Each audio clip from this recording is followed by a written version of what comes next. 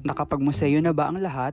Tara, samahan niyo ako. Ito ang National Museum of Natural History. Ito ang Tree of Life na sentro ng atraksyon. Bubungad sa inyo ang Philippine Eagle, Tarsier, Tamaraw. Ito ay may 6 na palapag na binubuo ng housing displays, diagrams, video guides, and illustration of zoological, botanical, and geological discoveries in the Philippines. The elevator itself is an attraction offering a great view of the museum foyer. Ito si Lolong, ang pinakamalaking buhaya sa buong mundo. Ito naman ang Philippine Eagle, ang ating pambansang ibon. Iba't ibang klaseng insekto. Pinapakita rin paano nabuo ang Pilipinas. Ito naman kung paano magmina ng ginto at underground mining sa Pilipinas. At iba't ibang bagay na makikita lamang sa Pilipinas.